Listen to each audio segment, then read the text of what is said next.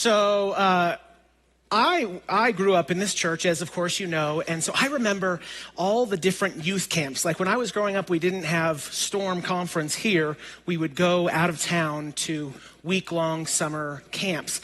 And so we had a bunch of different ones. We would go to Oklahoma for a thing called Youth America for a long time. Well, we had this season that we went to this camp that was called Change Your Planet. And there was one year in particular that I will never forget. I don't even know what state it was in. Is that hysterical? That's what it means. Oh, it was Colorado. Okay. I had no concept. I knew we were out in the woods. And it was crazy. At this place, they had this huge circus tent, yellow and red. In fact, raise your hand if you were there or remember the circus tent, Change Your Planet. We've got my wife. That's it. Okay, good. Well, let me fill you in. You got sick.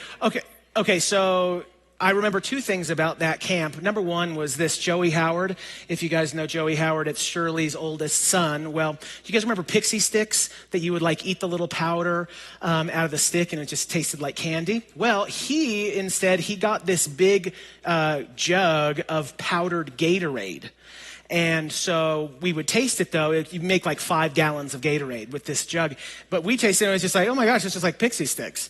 So we just started eating this. Well, it turns out Gatorade has electrolytes or vitamins or something in it. Because in the middle of the service, we all started puking our guts out. Yeah, Joey actually had these like brand new Air Jordan pump shoes. And I remember I got up trying to exit, and I puked all over his brand new shoes. Yeah, I know. And the other thing that I remember, I was on the worship team. I should have told you that. And so I was very much motivated when it came to learning guitar. I was very much motivated by girls, probably number one. That's why most young men learn guitar. Dov? Yeah, that's the truth.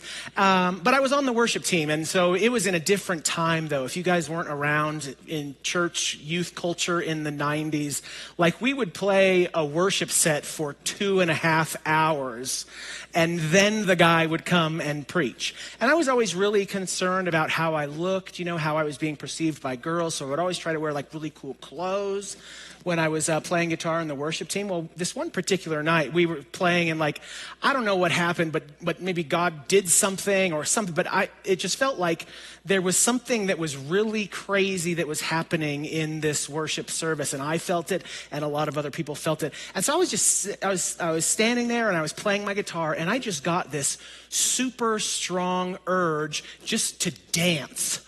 And so I'm going to dance, so like I kind of like jump just a little bit, like I start to leap a little bit. But then I swear, I just started, like something came over me and I became like Lord of the Dance. Like my legs were flailing about as if independent from my body. I was just going, and I could not stop. I was just dancing like a lunatic, playing my guitar. So I danced all around, and I had a wireless deal on my guitar, so I didn't have a wire. I could go wherever I wanted.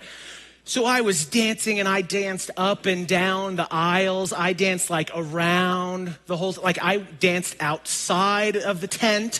I danced around the tent, and I was just playing guitar, and I was just losing my mind. And what's really hysterical is at that point, I could not hear what was coming out of my guitar, but everyone that was in there could still hear it, right? So they were all experiencing the horror of my guitar playing in the spirit dance instrumental thing that was happening. But it was just kind of like a crazy experience for me. And even when I tell that story, like some of you might be thinking like, oh, that's a cute story. And some of you might be like literally looking for the exit right now, right? But it's kind of an amazing thing to have experienced, and just this, maybe this brief rest from how we can all spend so much time being really concerned with what other people think. And when it goes away, it ends up feeling really refreshing. And there's been times since then, of course, that God has come and challenged my sense of cool. And by that I mean, self-consciousness. And I tell this to young people that I think honestly following God and being super concerned with looking cool all the time just cannot coexist for very long, right? Because like at some point, it is just true that following Jesus with all your heart would be not the absolute coolest thing that you can do. But it's just amazing to have these experiences where you're radically unashamed of who God, like I was outside the tent screaming my guts out, like how much I loved Jesus. And I was just like so consumed by that I didn't really have like all of this space to really care like what you thought about it. And so in 2 Samuel chapter 6, we see David, who has maybe a similar experience, not wearing super hip clothes, in fact, wearing considerably less clothing. But 2 Samuel chapter 6, last week, you'll probably remember we have David, and David has finally been anointed king. And so you might be thinking, well, what's the first thing he wants to do now that he's king? What he wants to do is he wants to bring the Ark of the Covenant back into the Holy City, right? So he wants to take the Ark of the Covenant back to Jerusalem. The Ark of the Covenant is kind of like this very sacred, special box. It's kind of like 4 by 2. And inside the box, there was almost like these little souvenirs of when God had done amazing things in the past. And so, and God also said that this was a thing that really represented his presence, that it was like his indwelling. It was an understanding that this was like the presence of God, in a sense, was this ark. And so he wanted to bring it back to Jerusalem to get the honor that it deserves. Verse 1, listen to this, such a great story. David again brought together all the able young men of Israel, 30,000. He and all his men went to Bala in Judah to bring up from there the ark of God, which is called by the name of the Lord Almighty, who is enthroned between the cherubim on the ark. They set the ark of God on a new cart. Now pay attention to that, a new cart. They set the throne, or the ark of God, on a new cart and brought it to the house of Abinadab, which was on the hill. Uzzah and Ahio, sons of Abinadab, were guiding the new cart with the ark of God on it, and Ahio was walking in front of it. David and all of Israel were celebrating with all their might. So they're carrying this cart, and everyone is just celebrating with all of their might before the Lord with castanets, harps, lyres, timbrels, sistrums, and cymbals. Now pay attention to verse 6. This is why you love the Old Testament. When they came to the threshing floor of Nacon, Uzzah reached out and took hold of the ark of God because the oxen stumbled. The Lord's anger burned against Uzzah because of his irreverent act. Therefore, God struck him down, and he died there beside the ark. Then David was angry. God, the party was going great until you came along and started smiting people. He was angry because the Lord's wrath had broken out against Uzzah, and to this day that place is called Perez Uzzah. I realize that some of these stories are the very reason that some of you avoid the Old Testament. Like, how is it that God can come?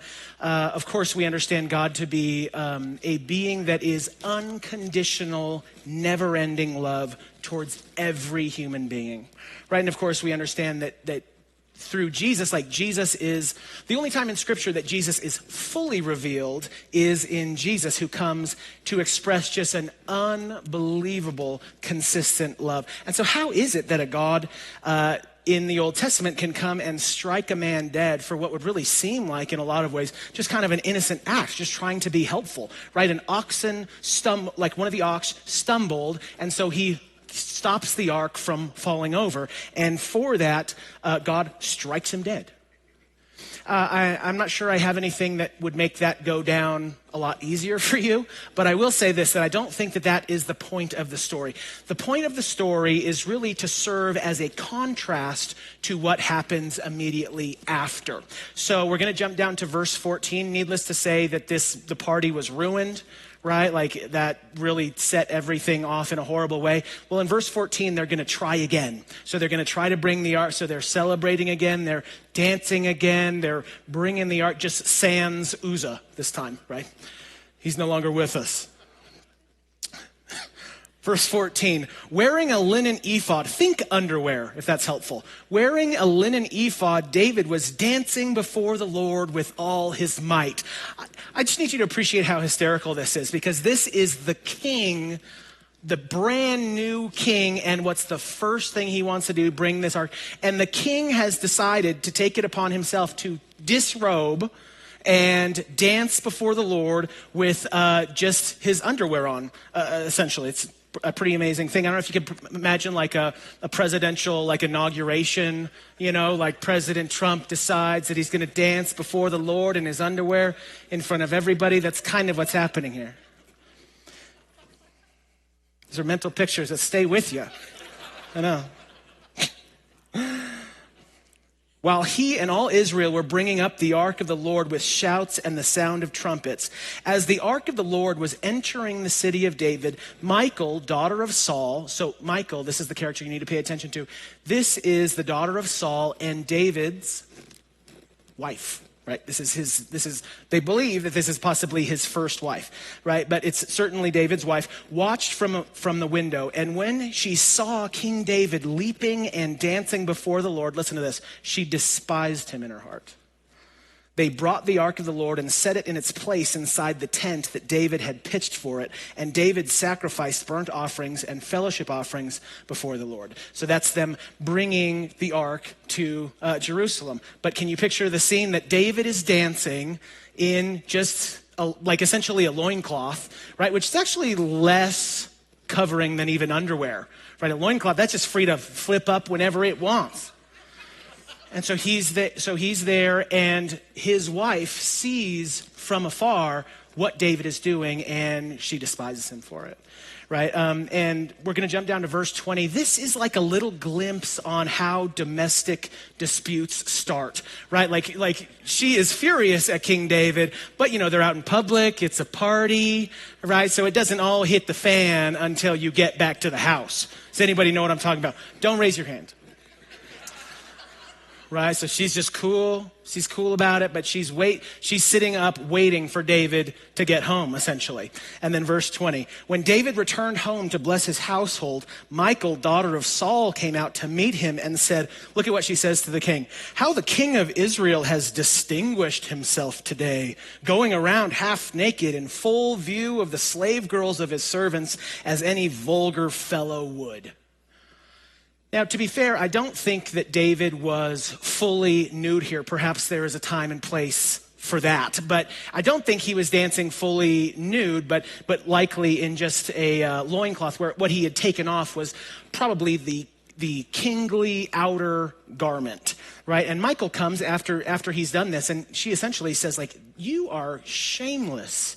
I can't believe it. And you were making all the slave girls uncomfortable with your naked dancing, right? You should be ashamed of yourself. Look at what David says in verse 21 when he responds. David said to Michal, it was before the Lord who chose me rather than your father.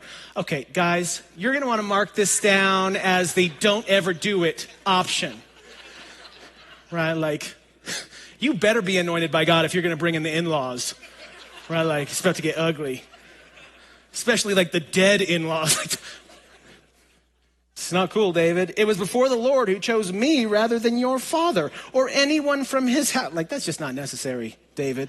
From anyone from his house, including, of course, her, right? When he appointed me ruler over the Lord's people of Israel, I will celebrate before the Lord. Verse 22, I will become even more undignified than this, and I will be humiliated in my own eye. I love this. David is saying this, I embarrassed you? Well, now that you said that, next time I'm going to be twice as bad, right? Whatever I did, next time I'm going to do it twice as loud and twice as long. Right, and he even says, and I will be humiliated in my own eyes. He's saying this, that I will be so bad. You were saying I was making other people uncomfortable. Next time I'm gonna be so bad, I'm gonna make myself uncomfortable. I'm gonna be humiliated in my own eyes. Listen to this. But by these slave girls you spoke of, I will be held in honor. He's saying, I'm gonna be so bad, I'm gonna humiliate myself, but all of these girls are still gonna love it. It's an amazing thing that he's saying to his wife. Verse 23, and Michal, daughter of Saul, had no children to the day of her death. And here I think the implication is quite clear, right? It's and I love that the Bible says, needless to say, these people did not have any kids. Right? This was not the most loving relationship that you had ever seen. Don't even think about it, David. So you've got these two kind of these two characters, right? You have Uzzah, who was the guy who was killed, right, where he touched the ark and he was killed, and then you have David's wife, who was Michal, and both of them in these stories serve as a very important contrast to the life of David. If you want to understand who David was, these two people show you sort of like the opposite extreme in a real literal sense, that show you something about David. So if you're taking notes, these are the two things I'd like you to write down. Number one is this: David never tried to take charge of God. David never tried to take charge of God. See, you think about, that's the thing about Uzzah, right? You think about this guy, on one hand, it's sort of hard to understand why it is that God was so mad, right? Like he was just trying to be courteous. You could actually maybe even see that the story, let's say the story went, the ark was about to fall over and Uzzah stopped it from falling over and God commended him for it, right? That's actually a much easier idea to get your head around than, and God was so mad about the fact that he stopped the ark from falling over that he killed him dead. What you have to understand, though, is that when it comes to the ark, there were very specific instructions on how they are supposed to handle it. In fact, in Numbers chapter 4, it goes to great length to explain how they're supposed to transport this ark. And he says that during transportation, you are not supposed to touch it. Right? And also, I think it's worth noting that it likely has something to do with this, the fact that it says they used a new cart. Right? They used a new cart to put on. For all you Bible nerds, you know that the Philistines, the enemy, they had the ark for a while. And so this new cart was likely some sort of new Philistine technology that made it more efficient for them to carry. But it was some way to do it that wasn't what God had originally said. And Uzzah, he's this man who is one of the people who's responsible for the safe transportation of the ark. And so I was trying to think how I might explain this to you. And so this is what I wrote down. It's this: Uzzah, who was a professional holy person, it would seem got so comfortable with the things of God that he tried to manage that which is holy. That's what happened, is he got so comfortable with the things of God that he took it upon himself to manage something that wasn't his to manage. He took it upon himself to control something that wasn't for him to control. Eugene Peterson, he has a book called Leap Over a Wall. It's about the life of David. It's a really great little book, but he says, when explaining this incident, he says this: it's fatal to take charge of God. Uzzah is the person who has God in a box and officiously assumes responsibility for keeping him safe from the mud and dust of the world. Men and women who take it upon themselves to protect God from the vulgarity of sinners and the ignorance of commoners keep showing up in religious precincts. Of course, he's right here, right? And this is one of the ways that religion can be, for a lot of us, really, really dangerous, is we become so familiar with the things of God that we take it upon ourselves to become essentially like God's bodyguard, right? Where we're the person who is defending poor, innocent little God, you know, and like we're trying to save him from all the bullies, or maybe even worse, we become the gatekeeper to God, deciding who is and is not able to come to him, right? Like we would become the people who decide who and who is not welcome at the table of Jesus. And this is the story of Uzzah, right? The story of Uzzah shows us exceptionally clearly that God will not be managed. Right? He won't. Like God was keeping his people safe. He didn't need Uzzah keeping him safe, right? It's like, Uzzah, I told you not to touch it. Right? And if I'm going to fall on the ground, you let me fall on the ground, but you are not my bodyguard. Right? You are not the person who's protecting me. I'm the person who's protecting you. See, the Uzzahs of the world, and I am one of them, right? But the Uzzahs of the world, we are the people who need to domesticate God, who need to control God, who need to make things safe and predictable. And God resists that. But this like wildness that's in David, right, is just so contrary. It's just so opposite of what we see in Uzzah, right? This man, like think about how these two people were conducting themselves in the same ceremony, right? Of course, you have Uzzah over here, and Uzzah is the one who wants to take care of God, and I'm, structured and rigid. Meanwhile, David literally has taken off all of his clothes, and he's dancing before the Lord, and God kills one of them dead, and the other one he exalts as king. So you might be thinking, okay, how on earth does that apply to me in 2019, right? Like we don't have an arc where we suggest it. You might say it like this. This is what I'd like you to write down. We become like Uzzah when we become overly opinionated on how God ought to deal with somebody else. We become like Uzzah when we become overly opinionated on how God ought to deal with somebody else. This might sound weird, but I think there's a lot of Christians in the world that reject the move of God because it doesn't look how they're expecting it to look, right? It's so easy to become the people that would just say well, we understand how God works, right? Like, I understand how God moves, and God would never work in that kind of person. Don't ever do that. Like you can't see what's going on, and you are never allowed to be the judge of where God is and is not moving. Right? Henry Nouwen, he's the guy I quote probably more than anybody else, one of my favorite writers. He says, this is a brilliant quote, I believe 2 slides. There is a great and subtle temptation to suggest to myself or others where God is working and where not, where he is present and when not. But nobody, listen to this, no Christian, no priest, no monk has any special knowledge about God. God cannot be limited to any human concept or prediction. He is greater than our mind and heart and perfectly free to reveal himself where and when he wants. Really, and I think there's a lot of people, when they think about God, right, and they have an experience of God. This is kind of like the idea in the Bible of you experience God, and what you immediately want to do is you want to build an altar right there, right? Like, this is where I will meet God for the rest of my life. Like, a lot of people, I think that they're hearing God, but they have lost their ability to hear God because they think they already know what he's going to say. Right? It's just like when God talks, he always says that, well, maybe he does and maybe he doesn't. If Jesus teaches us anything, it's that God is surprising.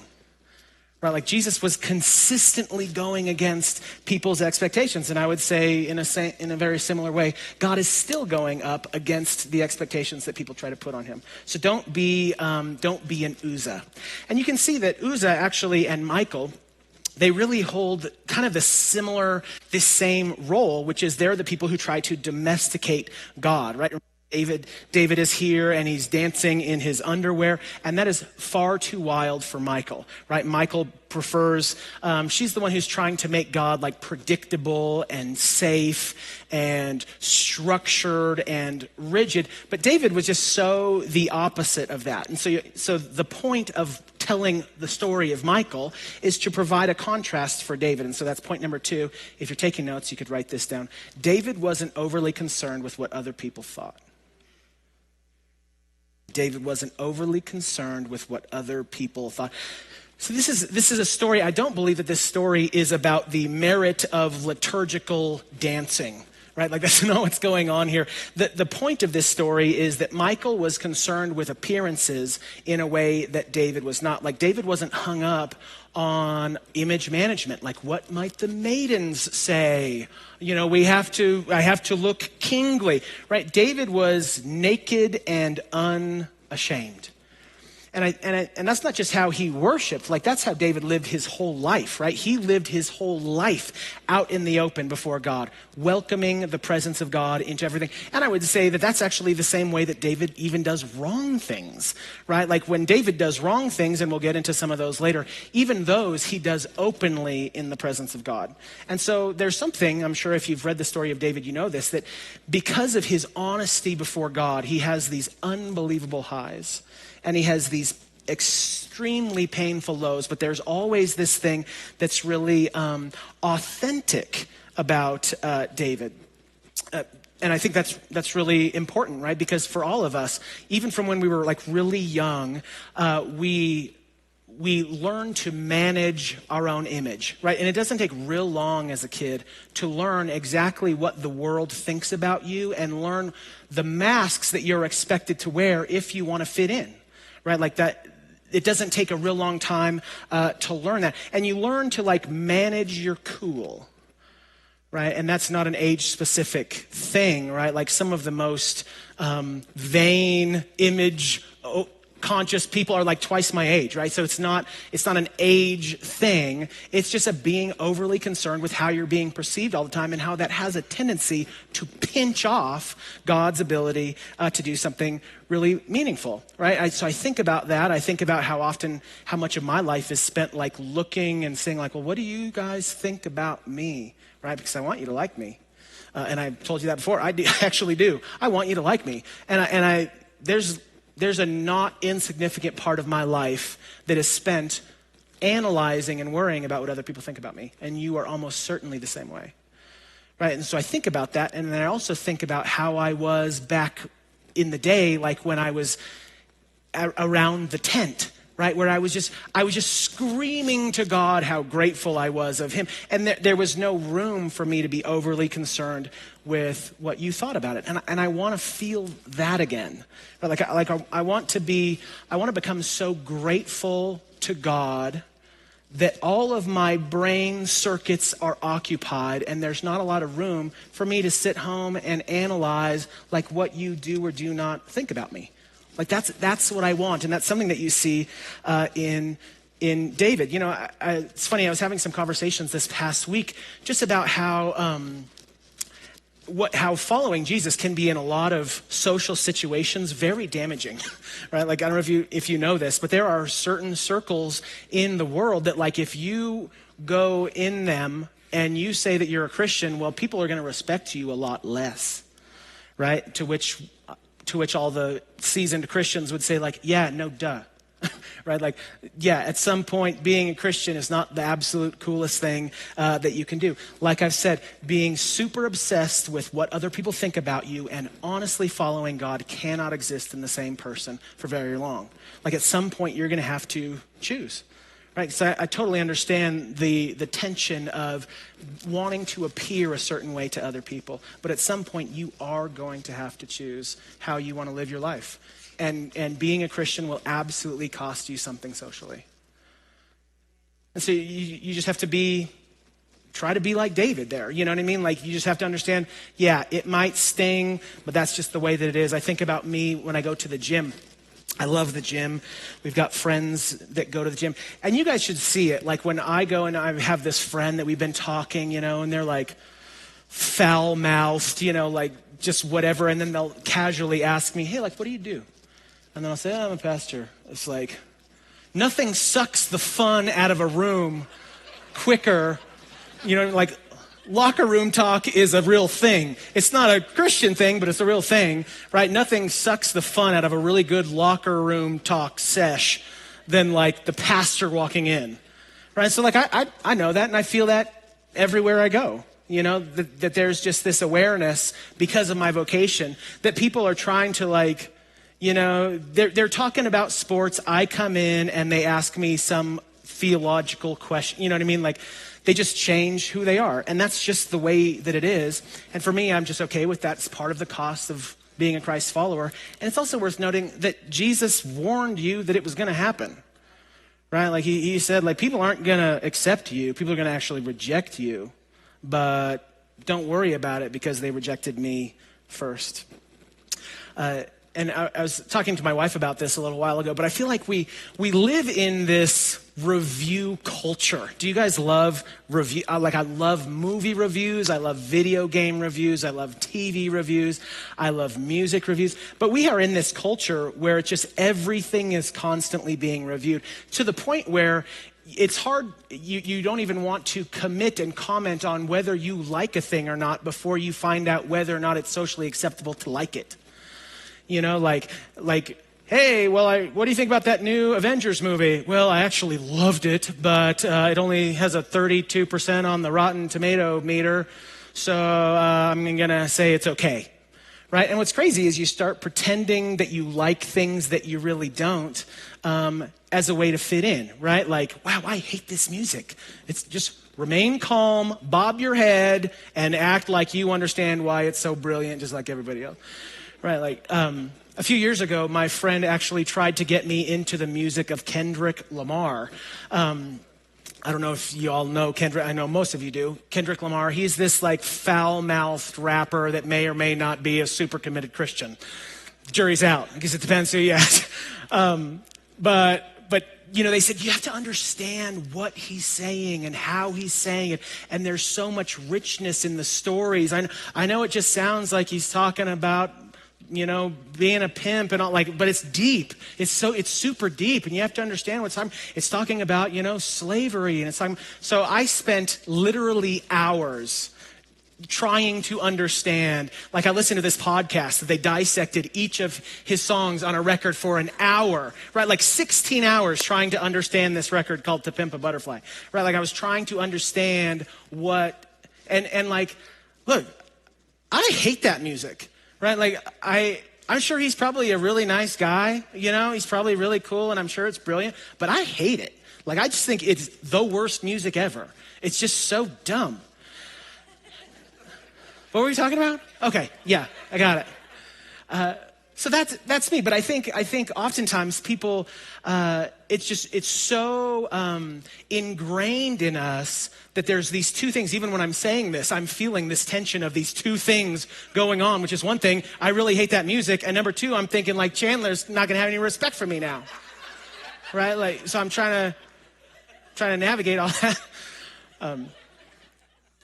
It can actually get so bad, though, that you're honestly, where you're actually not allowed to have an authentic opinion about anything, right? Where you can no longer just love or hate something, but now you have to decide like whether or not it's really popular, right? And I just think it's like this idea is like, well, what do you think? No, what do you think? Yeah, me too.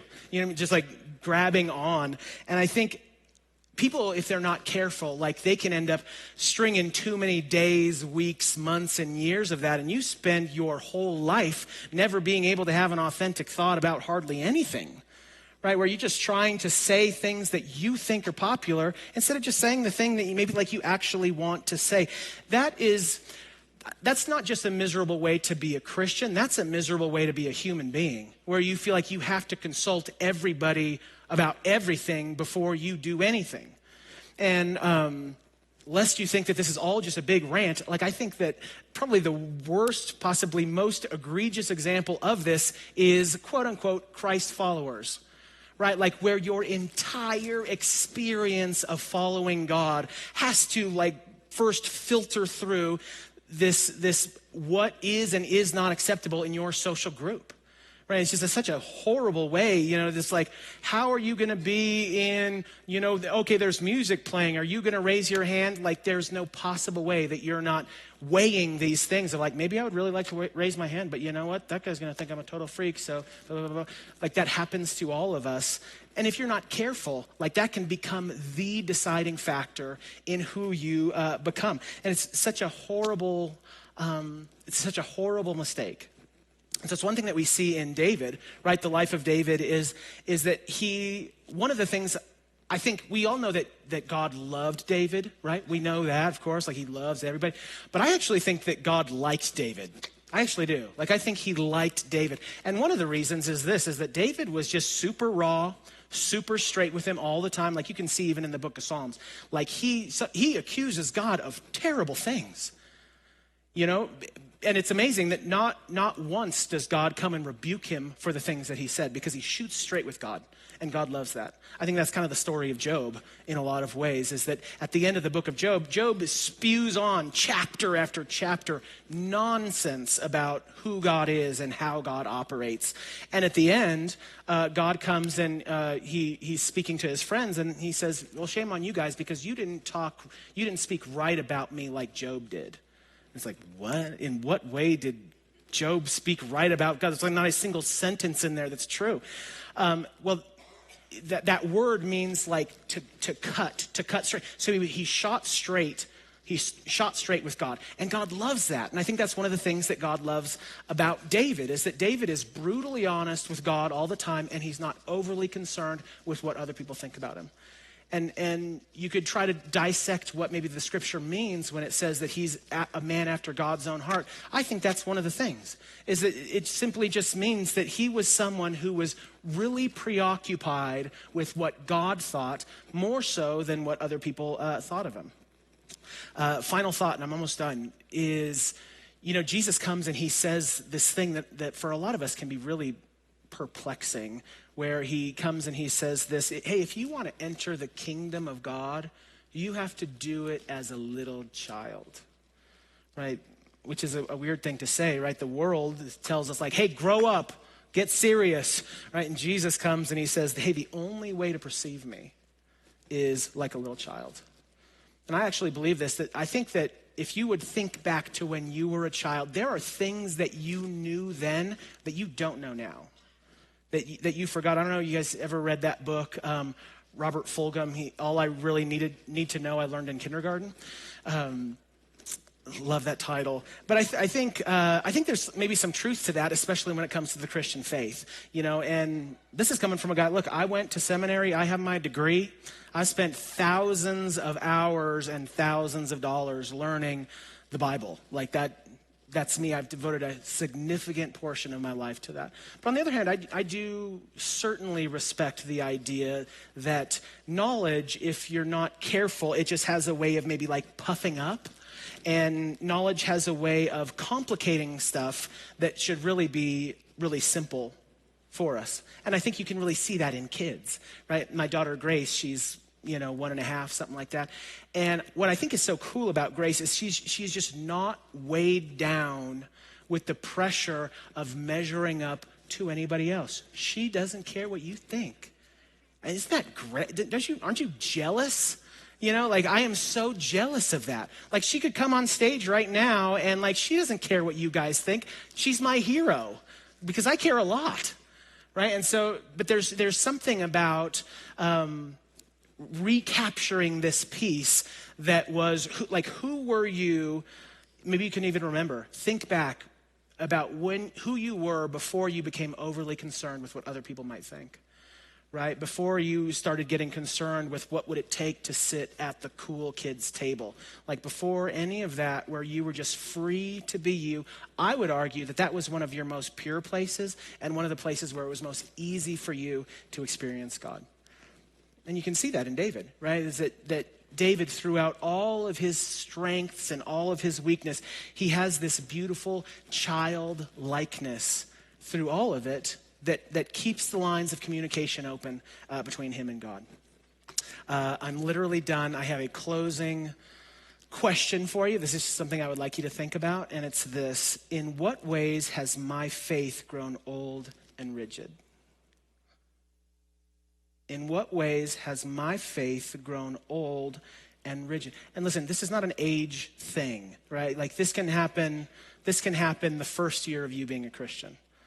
Right? And you can also follow God for 60 years and be incredibly young at heart. So it's not an age thing, but it does happen. Unexamined, your faith has a way of getting old and rigid. Maybe for some of you, just like Uzzah, it has to do with how you perceive the move of God in other people. That maybe you didn't realize it, but at some point you have become the person who is always making judgment calls on other people's life. Like, I have personally found that the move of God in other people's life can be really chaotic, and it can seem really weird, and God's working on their hearts, but I reject it because their life still looks really imperfect. Right? Like, don't make that mistake. That's one of the ways that you become old, is you start thinking that you have reached the end of how God works. And so you can always say where God is and is not working. Like, that's a huge mistake. Number two is this: maybe it has to do with you being obsessed about what other people think about you all the time, just like Michael. Right? Like, I would never do that. I could never do that. I would love to say something. I would love to offer to pray right here, but I would never do that. Why? Because I'm concerned about what people might think about me. So what is that for you, right? In what ways has my faith grown old and rigid?